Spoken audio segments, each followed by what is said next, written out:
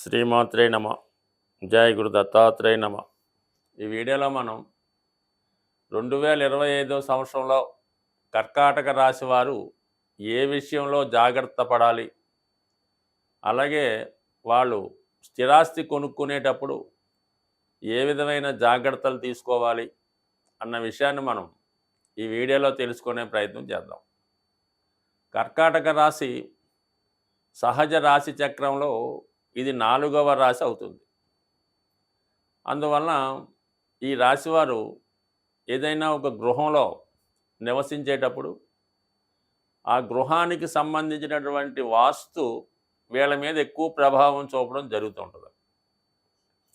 So అందువలన ఏంటంటే వీళ్ళు జీవితంలో అభివృద్ధి చెందాలి అనుకున్న వాళ్ళు ఒక సొంత గృహాన్ని కొనుక్కునే ప్రయత్నంలో సరైనటువంటి వాస్తు ఉన్నటువంటి గృహం తీసుకోవడం వల్ల మీకు చాలా వరకు అదృష్టం కలిసి వచ్చి జాతకంలో ఉన్నటువంటి గ్రహాలు కూడా మీకు మంచి వాస్తు కలిగినటువంటి గృహంలో నివసించడం వల్ల కలిసి వస్తుంటాయి.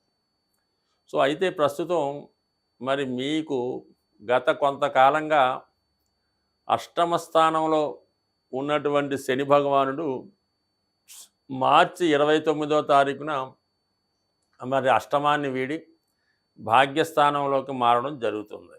సో దాన్ని బట్టి ఏంటంటే కర్కాటక రాశి వారు చాలా వరకు ఊపిరి పీల్చుకున్నంత స్వేచ్ఛగా ఉంటారన్నమాట. అంటే చాలా కాలంగా ఇబ్బంది పెడుతున్నటువంటి శని భగవానుడు మీకు ఒక మంచి స్థానంలోకి మారడం వల్ల సహజంగా గత 2.5 సంవత్సరాలుగా ఉన్నటువంటి ఇబ్బందుల నుంచి చాలా వరకు మీరు బయటపడి స్వేచ్ఛగా మీరు ఎక్కడికన్నా వెళ్ళే ప్రయత్నం నెరవేరే అవకాశం ఉంది. అంటే ముఖ్యంగా 9వ స్థానం అన్నది విదేశ ప్రయాణాన్ని చెప్తుంది కాబట్టి అక్కడ ఉన్నటువంటి రాహుతో సుమారుగా 50 రోజులు శని భగవానుడు కలిసి ఉండడం జరుగుతుంది. సో ఆ 50 రోజుల్లో కర్కాటక రాశి వారు ఏమాత్రం ప్రయత్నం చేసినా విదేశ ప్రయత్నాలు ఫలిస్తాయి. విదేశంలో ఉన్నటువంటి సంతానాన్ని కలుసుకోవచ్చు, అలాగే మీ యొక్క దూర ప్రాంతంలో ఉన్నటువంటి పుణ్యక్షేత్రాలు దర్శించవచ్చు. అలాగే మరి గురుగ్రహం గత కొంతకాలంగా ఏకాదశ స్థానంలో సంచరిస్తున్నటువంటి గురువు మీకు అనేక శుభాలను ఇవ్వడం జరిగింది. అంటే 11వ స్థానం అంటే మీకు కామత్రికోణం 7, 3, 11 చాలా వరకు మీ కోరికలు తీరే స్థానం అది. దాని నుంచి మీకు 12వ స్థానంలోకి రాబోతున్నాడు. ఇంచుమించుగా మనకి మే 15వ తారీఖు 2025 సంవత్సరంలో గురువు మీకు వ్యయస్థానంలోకి రావడం జరుగుతుంది. అంటే మీకు 4, 8, 12 మోక్ష త్రికోణాన్ని యాక్టివేట్ చేయడం జరుగుతుంది. అలాగే మంచి కార్యక్రమాలకి గురువు మీకు ధనాన్ని ఖర్చు పెట్టే ప్రయత్నం చేస్తాడు. సాధారణంగా ఎవరి జన్మజాతకంలో అయినా సరే గురువు 12వ భావంలో ఉంటే వాళ్ళు జీవితంలో ఖచ్చితంగా ఉన్నత విద్యావంతులై ఉంటారు.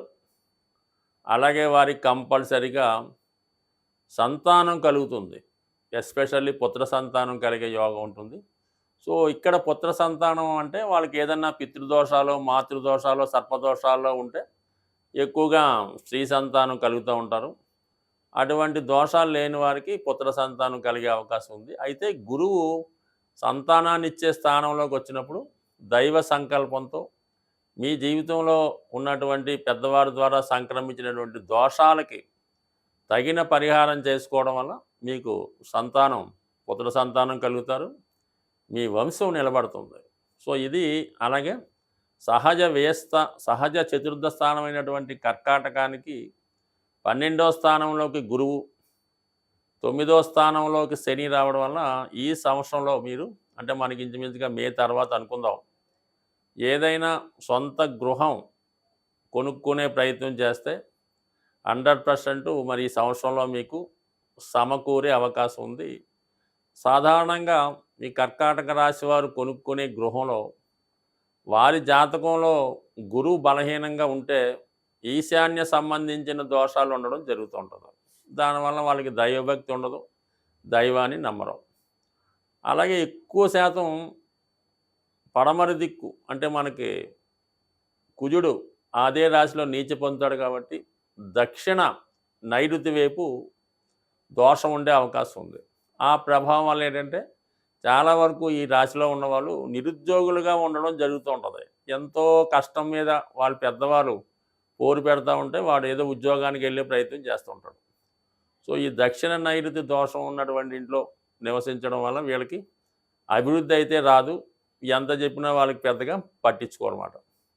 సో అలాగే చంద్రుడు స్వక్షేత్రంలో ఉంటాడు ఈ రాశిలో కాబట్టి వాయువ్య దోషం అంటే ఉత్తర వాయువు కానీ పడమర వాయువు కానీ దోష ప్రభావం ఉండడం వల్ల జాతకుడు విదేశ ప్రయత్నాలు అయితే ఫలిస్తుంటాయి, కానీ అక్కడికి వెళ్ళాక ఎందుకు ఉపయోగం లేకుండా పోతూ ఉంటుంది. సో అందువల్ల ఏంటంటే కంపల్సరీగా మీరు ఈ 2025వ సంవత్సరంలో మీకు గృహయోగం ఉంది కాబట్టి మీరు ప్రస్తుతం మీ గృహంలో ఉన్నటువంటి వాస్తు దోషాన్ని సరిచేసుకుంటే మీ సంతానానికి కానీ మీకు కానీ సొంత గృహం ఏర్పాటు చేసుకునే యోగం ఈ సంవత్సరంలో ఉంది.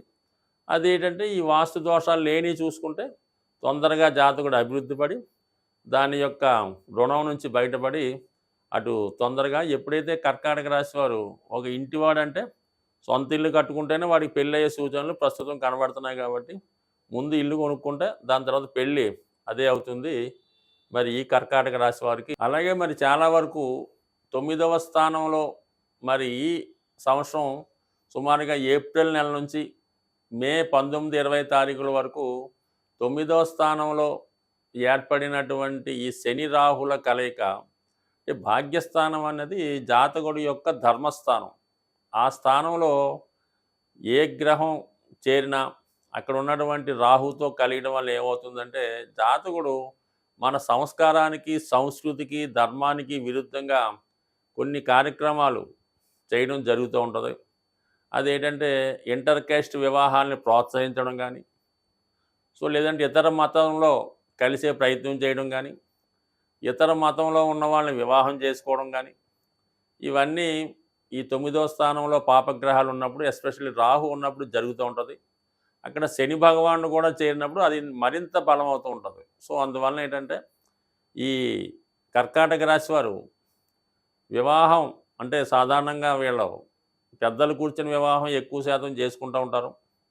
మరి ఈ రాశిలో జన్మించినటువంటి అమ్మాయిలు కానీ అబ్బాయిలు కానీ ప్రస్తుతం ఉన్నటువంటి సంస్కృతి ప్రకారం కాలమాన ప్రకారం మీరు ఇష్టపడినటువంటి అమ్మాయి కానీ అబ్బాయి కానీ ఒకసారి పరిశీలించుకొని మీ యొక్క దానికంటే మీ యొక్క కమ్యూనిటీకి మీ యొక్క సంస్కారానికి సంస్కృతికి సరిపోయిన విధంగా చూసుకోవడం మంచిది.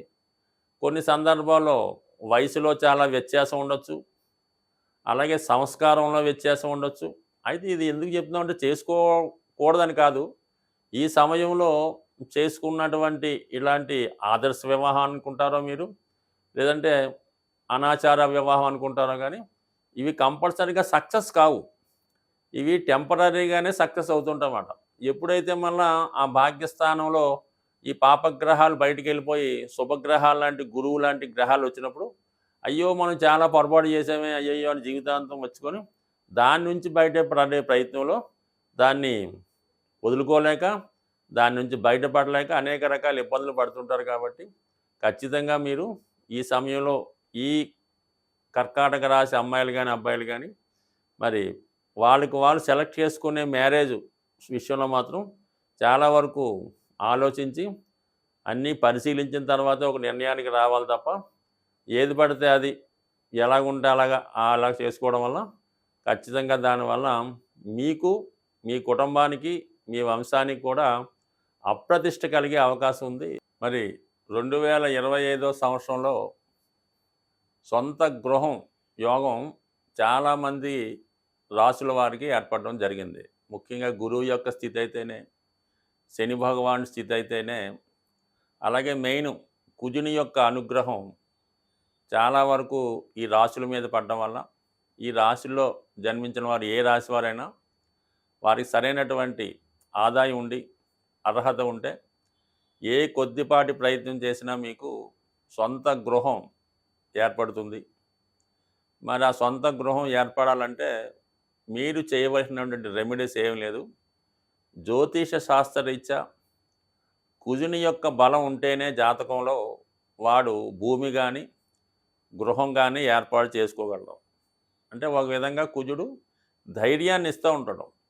ఒకడు నెలకి 2,00,000 సంపాదించిన ఇల్లు కొనుక్కోవడానికి అసలు ధైర్యం చేయలేకపోతుంటాడు. మనం ఇన్‌స్టాల్‌మెంట్ కట్టగలమా? ఒకవేళ ఉద్యోగం పోతే ఏమవుద్దని ఇబ్బంది పడుతుంటాడు. వాడెప్పుడూ కొనలేకపోతుంటాడు. అలాగే నెలకు 30,000 జీతం తెచ్చేవాడు కూడా వాడి తాహా తగ్గట్టుగా ఏదో గృహం ఏర్పాటు చేసుకోవడం, దాన్ని ఇంకా ఇంప్రూవ్ చేసుకోవడం జరుగుతుంటుంది. ఏదన్నా కుజ బలం ఇంపార్టెంటు. దాని తర్వాత ఏంటంటే కుజుడి యొక్క అనుగ్రహం పొందాలంటే మీరు అటు సుబ్రహ్మణ్య స్వామి, వేగంగా మనం గృహ నిర్మాణం కావాలంటే ఆంజనేయ స్వామిని మించింది లేదు. మీరు ఒక గట్టి సంకల్పం పెట్టుకొని ఒక 8 మంగళవారాలు ఆంజనేయ స్వామిని తమలపాకులతో పూజించుకోవాలి. ప్రతి వారం కూడా తమలపాకులతో పూజించి మరి ఒక అరటిపళ్ళు కానీ, కొబ్బరికాయ కానీ నైవేద్యంగా పెట్టాలి. సంకల్పం వారం వారంకి పెరుగుతూ ఉండాలి. దానికి తగ్గట్టుగా మీరు ఏదో ఒక ప్రయత్నం కూడా చేస్తూ ఉండాలి. అలాగే వీలుంటే కోతులకి అంటే మనకి కొద్దిగా నగరం అవుట్లెట్స్ గట్టా ఉన్నప్పుడు మరి మెయిన్ రోడ్డు మీద కాకుండా కొద్ది పక్కన తోటలాగా ఉంటే మీరు ఎంత కొనగలిగితే అంత కొంతవరకు అవి మీరు ఎంత బరువు ఉంటారో దానికి తగ్గట్టుగా అరటిపళ్ళు కానీ ఏవైనా ఫ్రూట్స్ కానీ కోతులకి ఆహారంగా పెట్టడం వల్ల మీకు తొందరగా మరి సొంత గృహం ఏర్పడుతుంది. మరి స్త్రీలు ముఖ్యంగా వారి యొక్క కోరిక తీరాలంటే మణిదీప వర్ణన అని ఉంటుంది. దాన్ని సంధ్యా సమయంలో గృహం శుభ్రపరిచిన తర్వాత సాయంకాలం దీపం పెట్టిన తర్వాత మరి చాలా ప్రశాంతంగా మనశ్శాంతిగా ఎటువంటి ఆలోచన లేకుండా ఈ మణిదీప వర్ణన చదవడం వల్ల ఖచ్చితంగా మీకు సొంత గృహయోగం ఏర్పడుతుంది. అలాగే ఈ గృహం కావాలనుకున్న వాళ్ళు మీరు దేనికి వెళ్ళినా వెళ్ళకపోయినా గృహప్రవేశాలకు వెళ్తుండండి. ఎక్కడన్నా ఇల్లు కన్స్ట్రక్షన్ జరుగుతుంటే ఫర్ సేల్ అని బోర్డు పెట్టిన అపార్ట్మెంట్ ఉన్నా మీ దగ్గర డబ్బులున్నా లేకపోయినా ఒకసారి వెళ్ళండి. వాళ్ళని కనుక్కోండి. ఎంత అవుతుందనో తెలుసుకోండి. దాని బ్రోచర్లు తెచ్చుకోండి. మీ దగ్గర పెట్టుకోండి. అలాగే మీరు ఒక బిల్డర్తో కానీ ఒక తాపీ మేస్త్రితో కానీ స్నేహం చేసుకొని ఉన్నా లేకపోయినా ప్రతి విషయం కనుక్కోండి. సిమెంట్ రేటు తెలుసుకుంటూ ఉండండి. ఐరన్ రేటు తెలుసుకుంటూ ఉండండి. భూమి విలువ ఊరికనే తెలుసుకొని ఫ్రెండ్స్కి చెప్తూ ఉండండి. కంపల్సరీగా అదంతా యాక్టివేట్ అయ్యి ఖచ్చితంగా మీకు ఒక గృహం అన్నది ఏర్పడుతుంది. ఏదన్నా మనం ఏ లైన్లో ఉంటే ఏ ప్రయత్నంలో ఉంటే ఖచ్చితంగా అందులో మనకి రాణింపు రావడం జరుగుతుంటుంది. అందుకని మీరు ఈ గృహం కట్టే వాళ్ళతోనూ గృహం చుట్టుపక్కల తిరుగుతూ కనుక్కుండా ఏదో రియల్ ఎస్టేట్ వ్యాపారం చేయకపోయినా అమ్మికొన్నట్టు అందులో రోజుకొక గంట చేస్తే ఖచ్చితంగా మీకు ఆ ఇంటికి తగ్గ డబ్బు అదే వస్తుంది. అదే గృహం ఏర్పడుతుంది. కావాలంటే ప్రయత్నం చేసి చూడండి. మీకు ఖచ్చితంగా మరి 2025లో మీరు ప్రయత్నం బట్టి ఒక 90 రోజుల్లో సొంత గృహం ఏర్పడుతుంది. స్వస్తి.